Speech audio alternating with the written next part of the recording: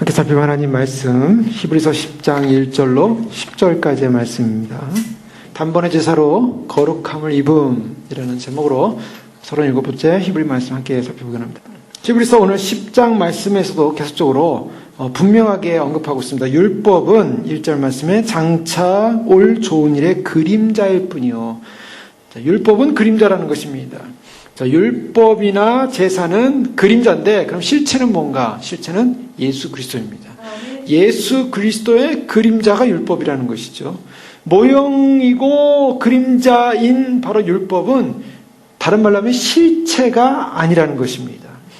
그런데요, 지금 이 말씀을 계속 히브리 기자는 강조하고 있는가? 우리는 계속 살펴봤죠. 그 이유는 뭐냐면 히브리 그리스도인들이 다시 율법으로 돌아가려고 했기 때문입니다.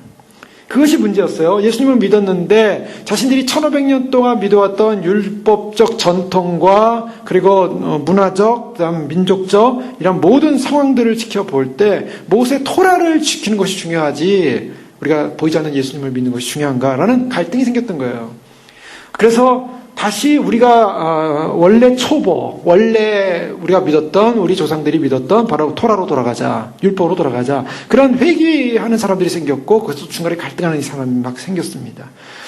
그런데요, 성경에서 그래서 히브리 기자는 계속적으로 반복해서 이것을 논증하는 것입니다. 율법으로 돌아가는 것은 잘못된 것이다. 왜냐하면 율법은 실체가 아니다라는 것을 계속 강조하고 있는 것입니다. 진짜 중요한 실체는 뭔가 예수 그리스도라는 것이죠. 그런데요, 사람들이 왜 그러면 예수 그리스도와 율법 사이에서 갈등하면서 율법에 자꾸 귀를 기울이고 율법에 자꾸 기웃거렸을까요? 단지 전통만이라고 그랬을까요?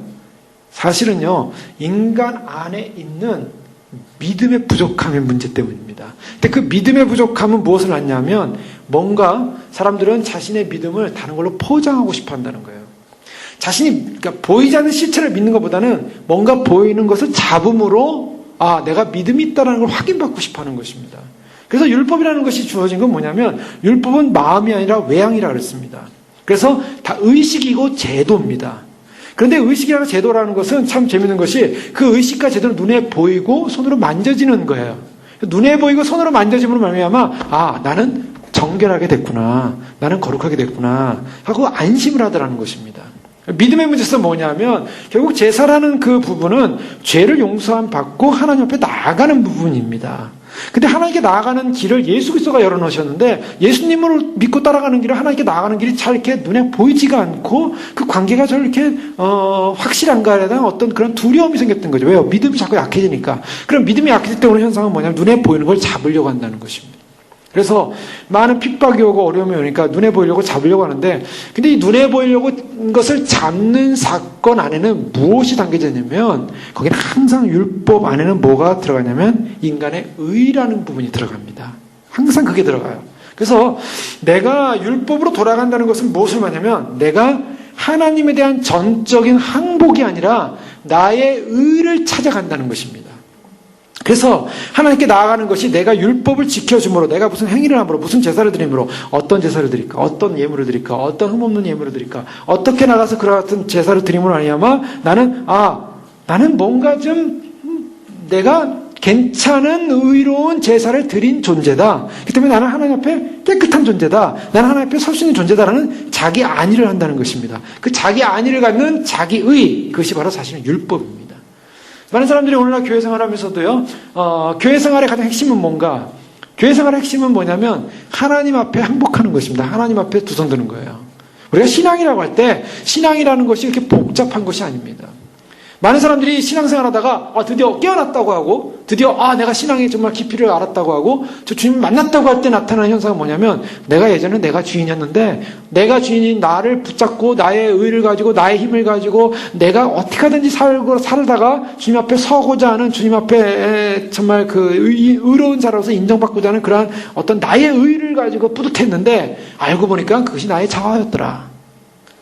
하나님 앞에서 나는 자아를 드러낼 존재가 아니라 나는 깨어져야 되고 내가 왕이 아니라 예수 그리스도가 왕이다. 그래서 삶의 환경과 어려움과 조건과 여러 사건 속에서 예수님 앞에 드디어 나를 내어놓는 시간을 가졌다는 거죠. 그래서 내가 예수 그리스도를 영접하고 받아들이고 그분이 나의 왕이고 내가 그동안 나의 짐을 지고 내가 뭔가 천상을 향해 가려고 했던 것이 이 짐을 던져버리고 예수 그리스도를 마음에 모시니까 나의 죄짐이 무너지고 나의 모든 세상 짐이 무너지고 가벼워지더라. 예수님과 함께 멍에를 매니까 가벼워지더라. 그러니까 나는 정말 예수님이 주신 그 구원의 기쁨을 나는 누리게 됐습니다. 이 간증입니다. 그런데요, 거기서 중요한 핵심은 뭐냐면 인간이 갖고 있는 본성이라는 것이 아주 질깁니다. 이 본성이 뭐냐면 인간이 갖고 있는 본성이라는 것이 로마서 7장에 잘 나와 있습니다. 로마서 7장 잠깐 보시면요. 로마서 7장 7절 이하의 말씀에 보면 이렇게 사도 바울은 고백합니다. 그런즉 우리가 무슨 말을 하리요? 율법이 죄냐? 그럴 수 없느니라. 율법으로 말미암지 않고는 내가 죄를 알지 못하였으니 그 율법이 탐내지 말라 하지 아니하였더라면 내가 탐심을 알지 못하였으리라. 그러나 죄가 괴를 타서 계명으로 말미암아 내 속에 온갖 탐심을 이루었나니 이는 율법이 없으면 죄가 죽은 것임이라. 전에 율법을 깨닫지 못했을 때에는 내가 살았더니 계명이 이름에 죄는 살아나고 나는 죽었도다. 이 말씀 무슨 말씀 이해하시겠습니까? 무슨 말씀이냐면요, 계명이 없을 때는 죄를 져도 죄가 죄인지 몰랐다는 거예요. 그런데 계명이 오니까 어떻습니까? 계명이 오니까 잘못하면 계명이 그거 죄야라고 죄를 지적해 주더라는 거예요. 근데 계명이 없을 때는 내 마음대로 살아도 죄라는 걸 몰랐어요. 근데 계명이 오니까 죄라는 걸 알게 됩니다. 그러면 내가 죄를 안 졌냐는 거죠. 죄를 안 졌냐는 거예요. 계명이 오고 말씀이 오니까 죄를 안 졌냐는 겁니다. 죄가 지적되니까 죄를 안 졌는가? 그렇지 않다는 거예요. 오히려 계명이 오니까 내가 오히려 죄인으로 드러나더라는 겁니다. 그럼 뭘 말하냐면 인간의 죄성이라는 것이 안 없어지더라는 거예요.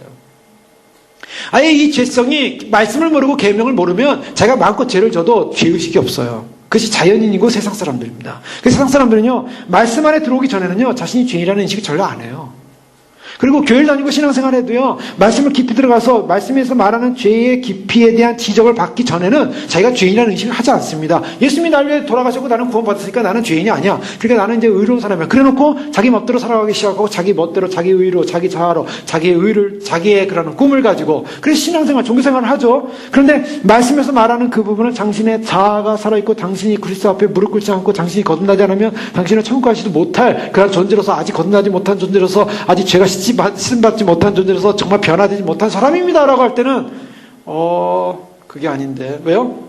말씀이 딱 부딪혀 오면은 우리가 뭐가 드러나냐면 우리 안에 죄가 드러납니다. 그래서 거기서 나타나는 반응이 뭐냐면 내가 죄인이라는 거예요. 그래서 9절에 전에 율법을 깨닫지 못했을 때는 내가 살았더니 계명 이름에 죄는 살아나고 나는 죽었도다. 죄가 살아나더라는 거예요. 죄가 나타나는 거예요. 생명에 이르게 할 그 계명이 내게 대하여 도리어 사망이라는 것이 되었도다. 왜 그렇습니까? 계명이 이뤘으면은 계명 때문에 살아야죠. 하나님이 왜 모세 율법을 주셨겠습니까? 계명대로 살라는 거였거든요. 근데 계명을 보니까 살지 않고 죽더라는 거예요. 이게 참 아이러니입니다. 살라고 준 율법이 나를 죽이는 것이 됐어요. 왜요? 안 바뀌더라는 거예요. 인간의 본성이 안 바뀌는 거예요. 율법대로 살아야 되는 말씀을 받았는데 율법대로 살지 못하는 걸 보는 겁니다. 이것이 율법의 한계입니다.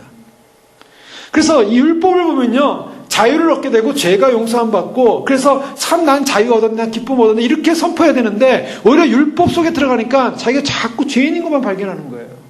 그런데요, 사람들이 왜 율법으로 돌아가려고 하냐는 거죠.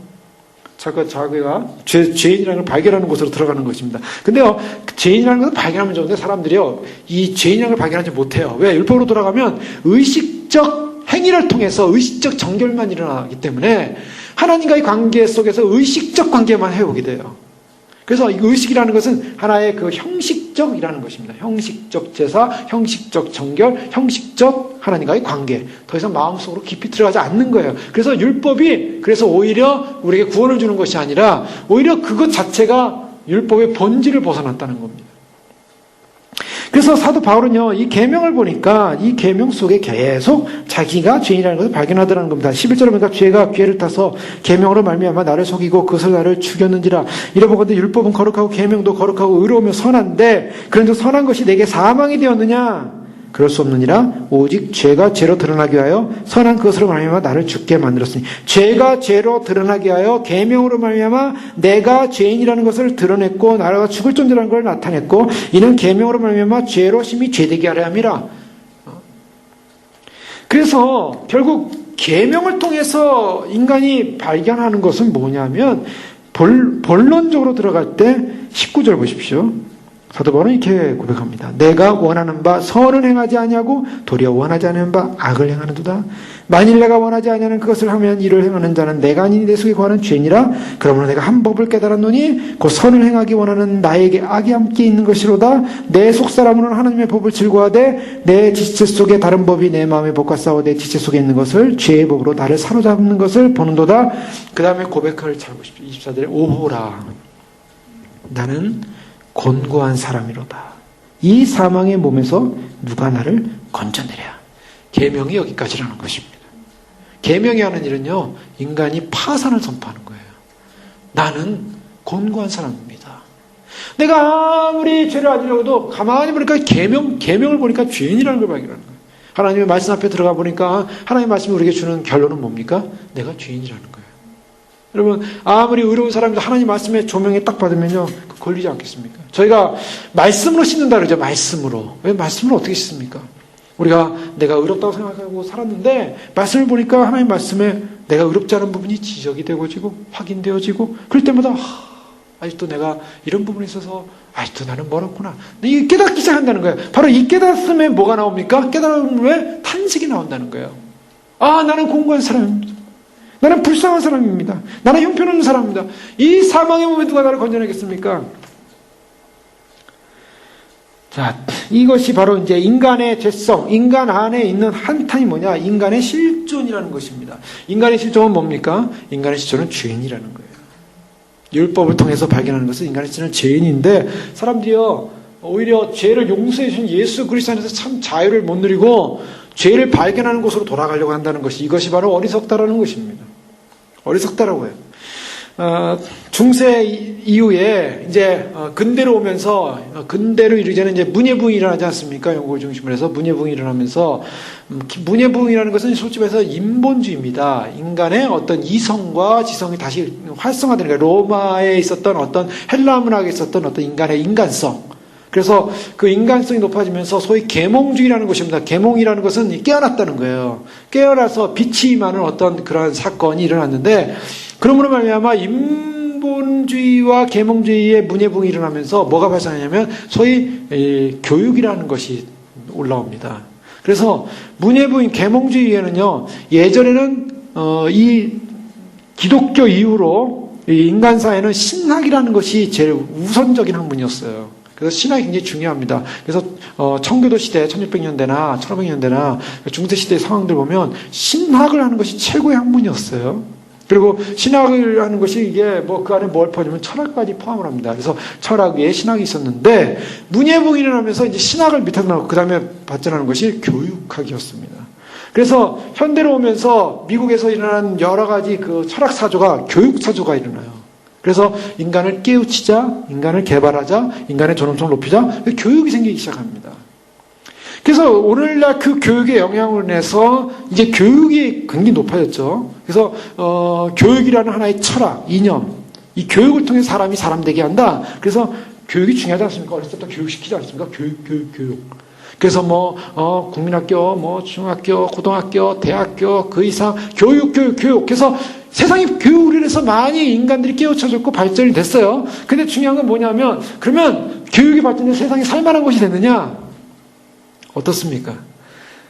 우리가 물론 여러 가지 세상이 좋은 환경과 분위기로 바뀐 건 사실입니다. 그러나 내부로 딱 들어가면 내부 속에는 그 인간이 갖는 이 죄의 속성이 더 뛰어난 죄의 속성으로 바뀌었다는 거예요. 더 교활한 죄의 속성으로 바뀌었다는 것입니다. 결국 뭐냐면, 아무리 교육을 시켜도 옛날에는 때리고 훔쳤던 사람들이 이제는 사기치고 그 다음에 아주 교활한 방법으로 자기의 이권을 챙기는 그런 세상으로 바뀌었다는 거예요. 인간의 재성은 안 바뀌었다는 것입니다. 아무리 교육이 발달했어도요. 즉 악당들이 거룩해지지 않다는 거예요. 인간은 뭐냐? 죄가 고등화될 뿐이지 죄라는 것이 없어지지 않다는 거예요. 그래서 아무리 교육을 받아서 당신은 거룩한 사람이 됩니다, 당신은 도덕적인 사람이 됩니다, 당신은 훌륭한 사람이 됩니다, 교육적인 이념이 있다 할지라도 인간들은요, 그 교육적인 이념을 가지고 바뀌지 않더라는 거예요. 오히려 교육을 받으면요, 역반대 현상이 많이 일어나요. 우리가 그런 걸 많이 보지 않습니까? 아무리 좋은 아인슈타인이 이 원자에 관련해서 그 원자력을 이용한 여러 가지 과학적 동기를, 상대성 이론을 통한 동기를 내세웠지만 그것이 뭘로 바뀝니까? 뭐 원자력 발전소를 많이 짓기도 했지만 발전해서, 그러나 원자탄이 나오죠. 수소탄이 나오죠. 중성자탄이 나오죠. 인간을 한꺼번에 죽일 수 있는 살상 무기들이 막 개발되는 거죠. 예전에는 창과 칼로, 그 다음에 활로 전쟁을 했다면 지금은 그냥 한순간에 그냥 다 죽여버리는 그런 무시무시한 세대가 되지 않았습니까? 이것이 바로 이 모순인 거예요. 인간은 뭐냐? 인간은 아무리 봐도 결론은 뭐냐? 인생은 죄인이다. 그것이 오늘 이 본문 말씀에 특별히 그래서 강조하는 것입니다. 히브리서 오늘 본문 말씀에 10장 말씀 1절 이하에 보면 율법은 장차올 좋은 일의 그림자일 뿐이요 참 형상이 아니므로 해마다 늘 드리는 같은 제사로는 나오는 자들을 언제나 온전케 할 수 없느니라. 그렇지 않으면 성결인 자들이 단번에 정결케 되어 다시 죄를 깨닫는 일이 없으리니 어찌 제사 드리는 일을 그치지 아니하였으려. 그러나 이 제사들에는 해마다 죄를 기억나게 하는 것이 있나니 이는 황소와 염소의 피가 능히 죄를 없애하지 못함이라. 그러면 주께서 세상에 임하시되 이르시되 라고 말씀하시면서요, 인간에 있는 죄의 문제, 율법의 문제를 해결되지 못하더라는 거예요. 그것을 누가 알았냐면 시편 40편을 이 5절 이하의 말씀을 인용했습니다. 시편 40편 7절 이하의 말씀에 이렇게 말하고 있어요. 주께서 내 길을 통하여 내게 들려주시기를 제사와 예물을 기뻐하지 아니하시며 번제와 속죄를 요구하지 아니하신다 하신지라. 그것이 이제 히브리서 10장 5절에 나오는 것이죠. 그때 내가 말하기를 내가 왔나이다 나를 가리켜 기록한 것이 두루마리 책이네. 여기서 7절에 나오는 내가 말하기를 내가 왔나이다 라고 하는 이 내라는 것은 바로 예수 그리스도를 말하고 있어요. 예수님이 내가 나를 가리켜 기록한 것이 두루마리 책이나이다. 나의 하나님이여 내가 주의 뜻 행하기를 즐겨오니. 바로 이것이 예수님의 고백이거든요. 그것을 그대로 인용합니다. 그래서 히브리서 10장 5절에 보면 하나님이 제사와 예물을 원하지 아니하시고 오직 나를 위하여 한 몸을 예비하셨도다. 번제와 속죄는 기뻐하지 아니하시라니. 이에 내가 말하기를 하나님이 보시옵소서 두루마리 책에 나를 가리켜 기록된 것이 된 것 같이 하나님의 뜻을 행하러 왔나이다. 하나님의 뜻을 누가 이 고백을 하고 예수 그리스도가 이 고백을 하는 거예요. 그런데요, 바로 이 고백은 시편 40편 1절에 보면 우리의 인생의 모습을 드러내고 있습니다. 이것은 다윗이 고백했다로 나오는 시인데요. 그 다윗은 바로 예수 그리스도를 상징하고 있죠. 그런데요, 1절에 보면 내가 여호와를 기다리고 기다렸더니, 여기 여호와를 기다렸대요. 왜 여호와를 기다렸을까요? 인간이 곤고한 인생이 할 수 있는 것은 하나님, 자기의 실존을 볼 때 자기는 정말 죄인이라는 존재밖에 고백할 수 없는 존재라는 것을 인식한 겁니다. 그러면서 이것은 시편 51편, 다윗이 그 범죄하고 나서, 밧세바를 보면 범죄하고 나서 지은 시편 51편과 연관이 돼 있어요. 그래서 정말 그 인생의 죄인된 모습의 고뇌 속에 방황하다가 그 하나님을 기다리고 있는 거예요. 근데 귀를 기울이사 나의 부르짖음을 들으셨도다 라고 하고요. 그 다음 2절을 보면 40편 2절에 나를 기가 막힐 웅덩이와 수렁에서 끌어올리시고 내 발을 반석 위에 두사 내 걸음을 견고케 하셨도다. 자, 이 지금 다윗이 뭘 말하냐면 나를 기가 막힐 웅덩이와 수렁에서 끌어올리셨대요. 여기서 이 표현을 잘 보셔야 됩니다.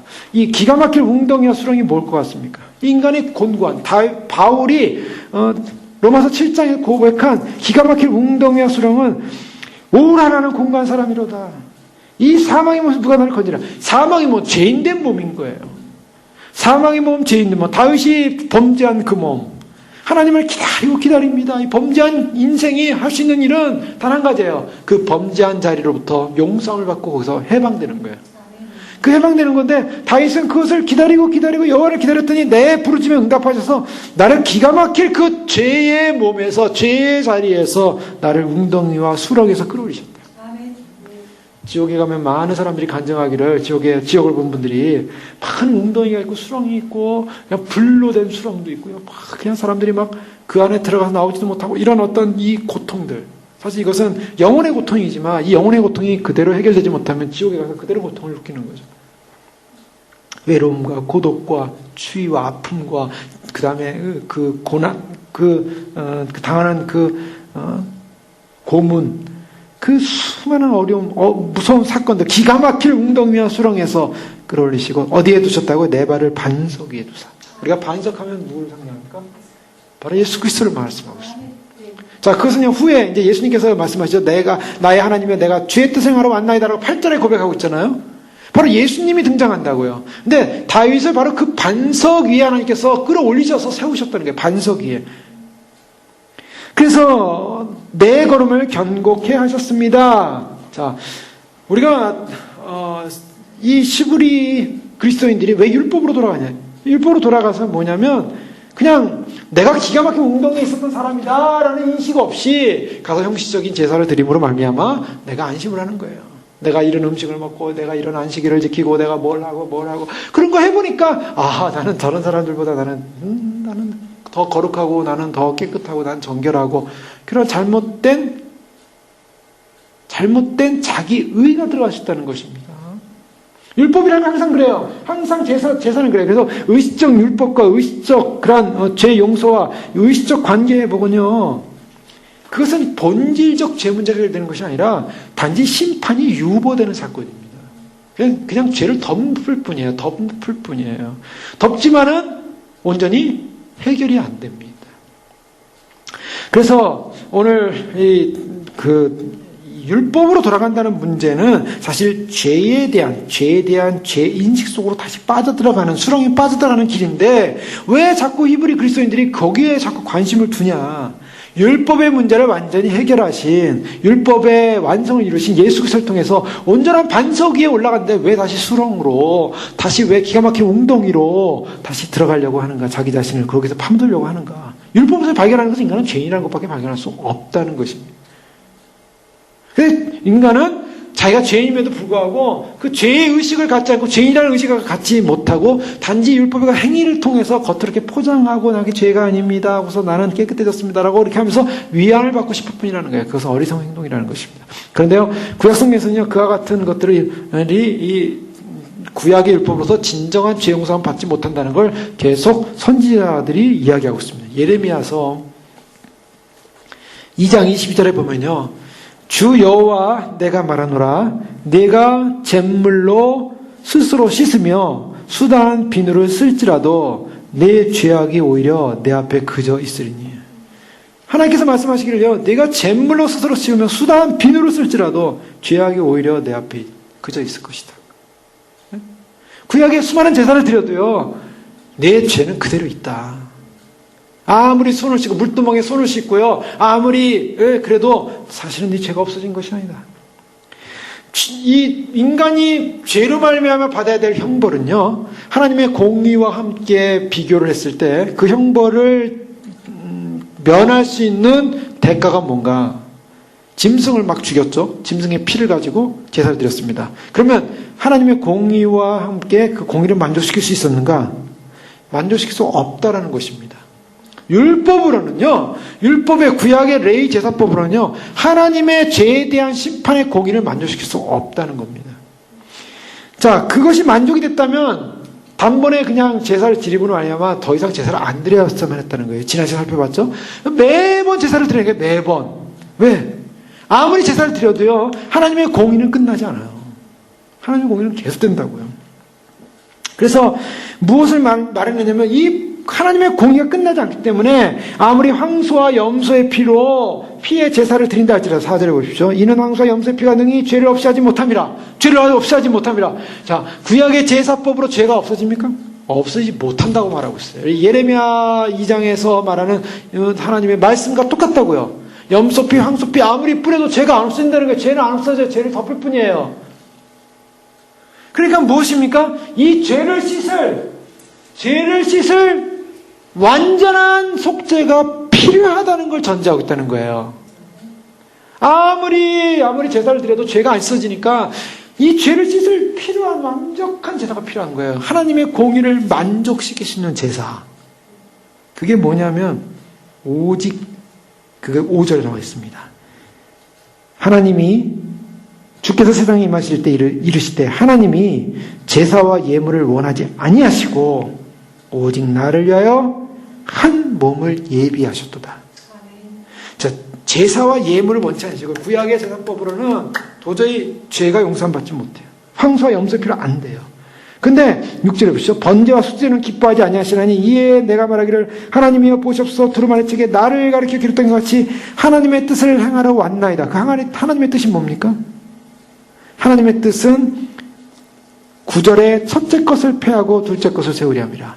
즉 옛 제사를 폐하시고 예수 그리스도를 통해서 10절에 보십시오. 이 뜻 하나님의 뜻을 따라 예수 그리스도의 몸을 단번에 들이심으로 그 다음에 어떻게 했다고요?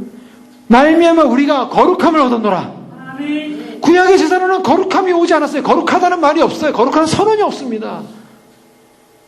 그런데 예수 그리스도의 한 번에 단번에 그 제사로 말미암아 우리가 거룩해졌다는 겁니다.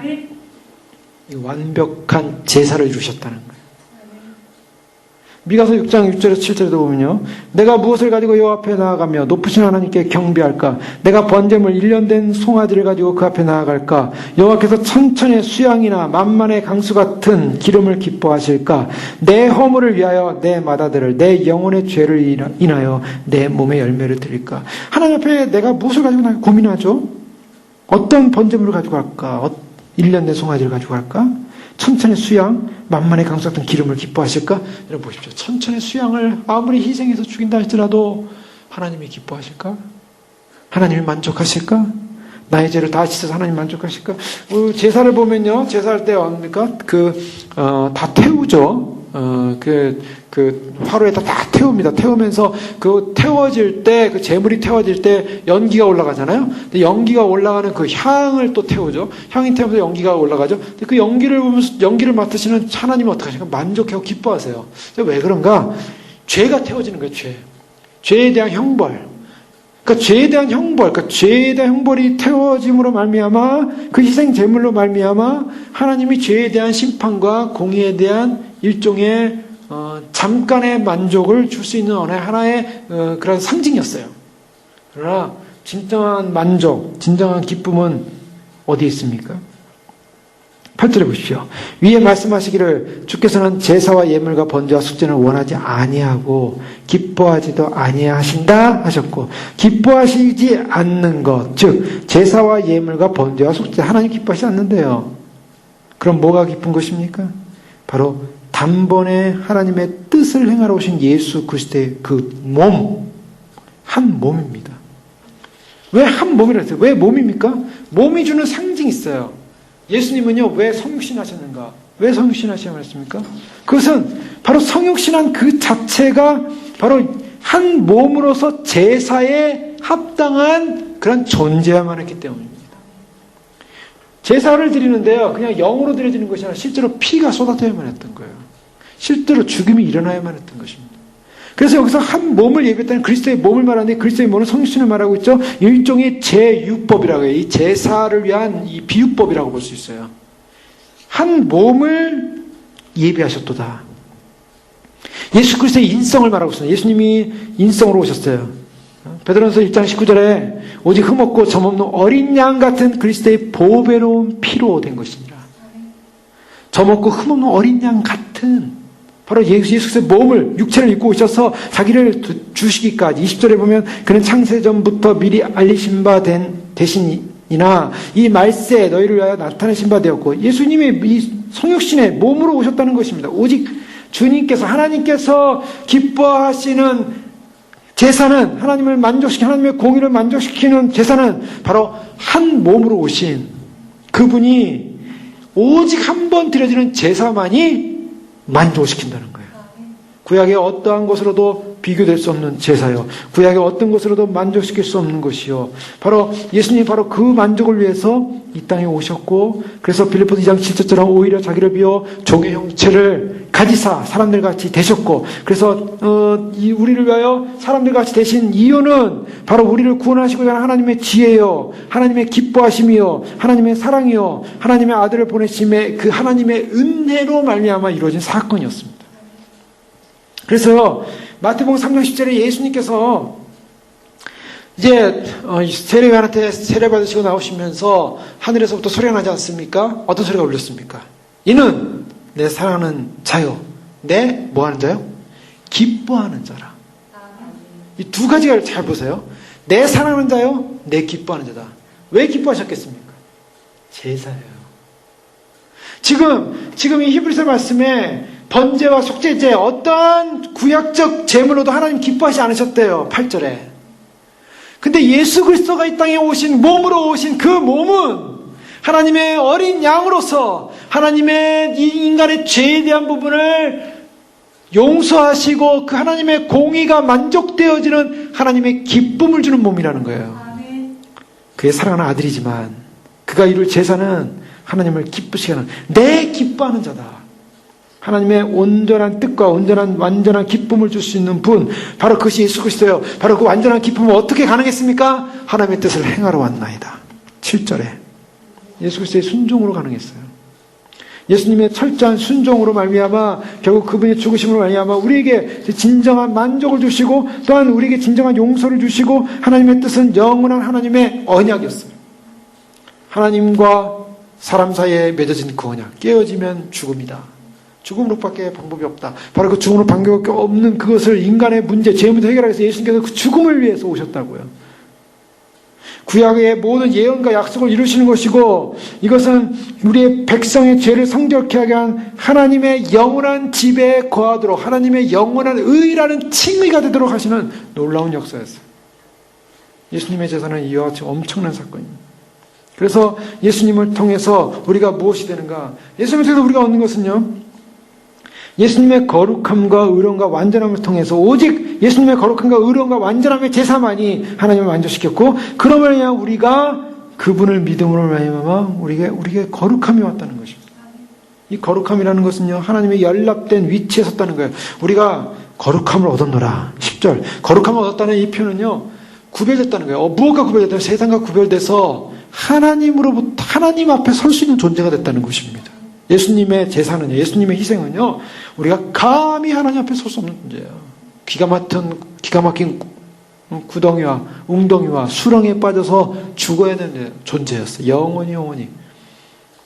그런데 하나님께 나아가는 특권과 그러한 의를 얻게 됐어요. 그리고 죄에 대한 심판으로부터 실제적으로 죄에 대한 심판이 어떻게 됐습니까? 우리가 받아야 할 죄에 대한 심판 제거됐습니다. 우리가 죄에 대한 심판을 받으면요, 우리 영원히 죽어야 돼요. 근데 예수님이 대신 죄에 대한 심판을 받으셨어요. 그렇기 때문에 우리가 예수 그리스도 안에서 우리에 대한 죄에 대한 심판이 사라졌다고요. 이 엄청난 사건. 우리 예수님 믿는 것이 어마어마한 축복입니다. 그 다음에 그 거룩함은 성령의 역사로 말미암아 감당되는 건데요.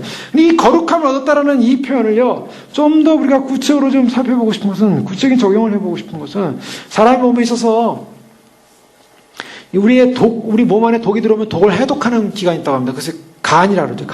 간이 해독을 합니다.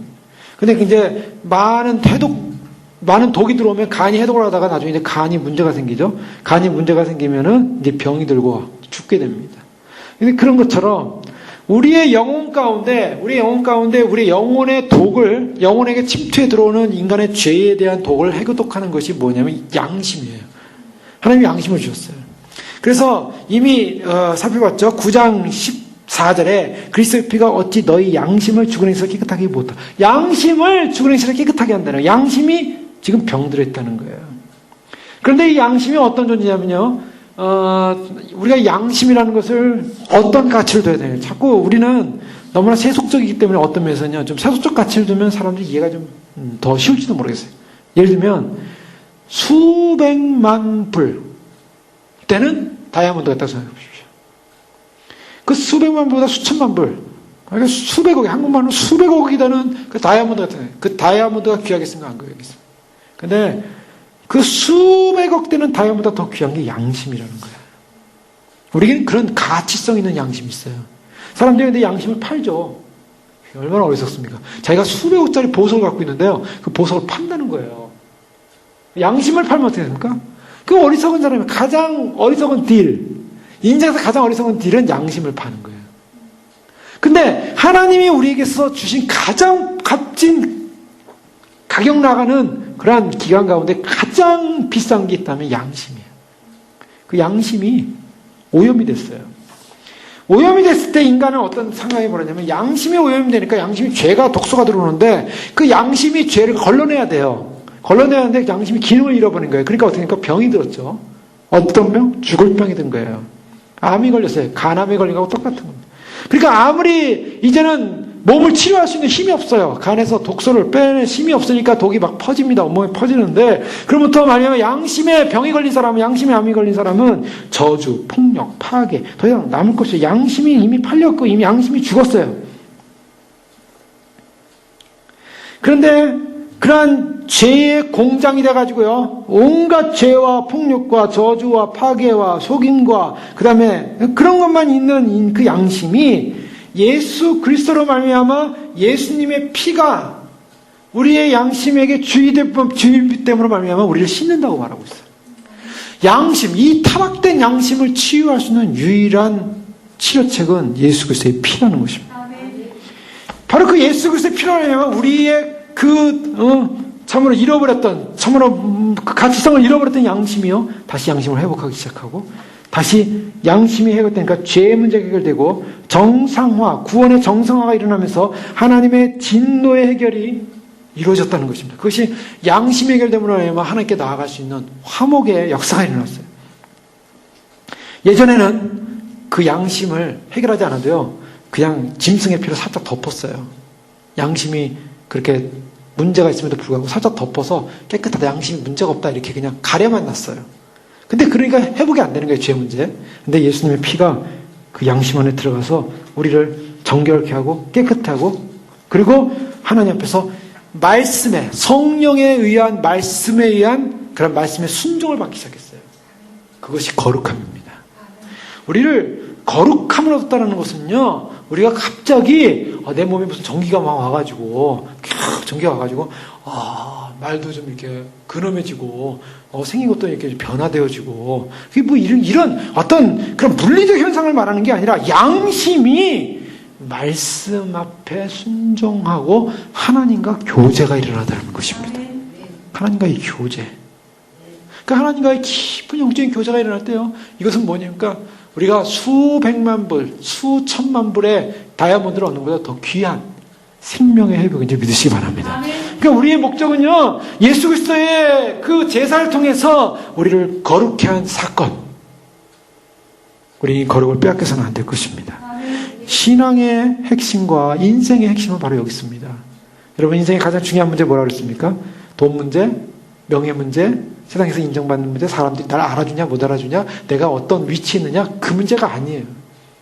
내가 죽느냐 사느냐 문제입니다. 인간이요, 죽음 앞에 딱 서면요, 다 필요 없어요. 아무것도 필요 없습니다. 수천만 불, 수억만 불 가져도 소용없는 거고요. 자기 생명이 지금 죽음 앞에 섰어요. 이제 조금 있으면 죽어야 될 존재라고 생각해 보십시오. 인간의 이 죽음의 문제 해결받지 못하면요, 아무 의미 없는 거예요. 그런데 예수님이 이 죽음의 문제를 왜 오셨다고요? 인생의 문제는 예수님 죽음의 문제예요. 이 죽음의 문제 해결은 예수 그리스도에는 없습니다. 그렇기 때문에 우리의 관심이 어디 있습니까? 목적을 알아야 돼요. 목표. 세상의 교육이 목표가 아니라 세상에서 뭔가 안정된 삶이 아니라, 여기 다 텐트 치고 사는데요, 텐트 조금 잘 차고 못 치고 좀 크게 치고 적게 치고 아무 의미 없어요. 다 걷어집니다. 다 없어집니다. 고려시대에 살았던 사람들이 아무리 궁궐에서 살았어도, 왕조 궁궐에 살았어, 지금 우리가 알아줍니까? 조선시대에 살았던 사람들이 아무리 사대문 안에 떵떵거리며 양반들 살았어도 누가 알아줍니까? 아무 필요 없어요. 다 죽었어요. 다 죽었어요. 그들이 어디가 있을까요? 우리는요, 주님 오시기 직전 앞에 우리의 초점은 분명합니다. 나를 위하여 2000년 전에 인생의 본질의 문제, 생존하는 생명체, 인간에게 있는 본질의 문제, 그 죽음의 문제를 해결하기 위해서 오셨고, 그 죽음을 해결하셨습니다. 바로 우리가 예수 그리스도 그분에게, 주님에게 초점을 두고 주님을 의지하고 주님만 바라볼 때, 우리가 주님으로부터 오는 그 거룩한 영광의 양심의 회복과 거룩을 회복함으로 말미암아 하나님과 교제하는 구별된 존재로서, 더 이상 심판에 이르지 않은 존재로서, 그리고 주님 안에서 그 거룩의 향연을 함께 누리는 그러한 거룩한 믿음의 신부들로 서게 될 줄로 믿습니다. 그 거룩을 놓치지 않으시고요, 나를 위해 단번에 돌아가신 예수 그리스도, 그분에게만 초점 두시고 그분만 관심 갖고 그분을 사랑하고 그분을 기뻐하고 그분을 배워가고 우리가 좀 전에 찬양했던 것처럼 예수님을 알기 원합니다. 주님만이 모든 것입니다. 주님만이 나의 사랑입니다. 주님을 알기 원합니다. 이것이 우리의 고백이요. 주님 오시는 날 주님을 맞이하게 되는 영광의 거룩함이 없이는 주를 못 본다 그랬어요. 그 거룩함을 우리에게 회복해 주셨습니다. 주님 앞에 거룩함으로 제가 날마다 우리 자신과 주님 안에서 깊은 영적인 교제를 통하여 주님 맞이하시는 저 여러분들 실제로 축원합니다. 함께 기도하겠습니다. 이 시간 기도할 때 그렇습니다. 참으로 주님, 참으로 율법으로 돌아간다는 건 그것은 자기 죄만 볼 뿐입니다. 자기를 자랑할 뿐입니다. 자기 의를 드러낼 뿐입니다. 그 의로는 구원받을 수 없다고 성경은 말하고 있습니다. 주님, 그 율법의 문제로 하나님이 만족될 수 없었고 하나님의 공의를 만족할 수 없었고 하나님을 기쁘시게 할 수 없었고 죄를 씻을 수 없었습니다. 그러나 주님께서 이제 저희를 통하여 저희를 위하여 한 몸을 예배하셨고 하나님의 뜻을 행하시는 바로 예수 그리스도를 통하여서 바로 예수님의 제사를 통하여서 예수님의 한 몸, 예수님의 한 제사를 통하여서 하나님이 기뻐하셨고 우리를 의롭게 하셨고 우리의 모든 저주를 제거하셨고 우리를 거룩하다는 양심의 회복을 주셨습니다. 주여 감사합니다. 우리가 주님의 양심을 받았어요. 이 양심은 죽었던 양심이요 이 양심은 하나님을 떠났던 양심이요 하나님께 설 수 없는 양심이었습니다. 죄의 공장이었던 인생이 이제는 하나님 앞에 항복하고 주여 주님의 긍휼과 은혜만 구하고 그것을 회복하신 하나님께 대한 감사만 있을 뿐입니다. 예배만 있을 뿐입니다. 찬양만 있을 뿐입니다. 우리의 인생이 주님 앞에서 예배하고 찬양하고 경배하는 것만이 있는 것이지 참으로 그것이 우리의 모든 것이길 원합니다. 주님 오시는 날까지 이 거룩함으로 주님과 교제하게 축복하여 주시옵소서. 함께 기도하겠습니다. 할렐루야. 아버지 하나님 감사합니다. 주님께서 저희를 불러주시고 인도하시며 그 거룩함의 영광의 자리까지 우리 인도하신 것 감사합니다. 아버지 하나님 참으로 주님 놓칠 수밖에 없었던 인생들이었습니다. 알지 못했던 인생들이었습니다. 아버지 하나님 참으로 주님 그 생명의 길에 서지 못했던 우리들의 인생이었습니다. 그러나 주님께서 아버지 하나님 우리를 불러주셔서 아버지 하나님 그 영광의 자리로 우리를 불러주셨고 생명의 자리를 인도하셨고 아버지 하나님 이제는 참으로 죽었던 우리를 아버지 하나님 생명의 자리로 아버지 하나님 영생의 자리로 아버지 양심을 회복하는 자리로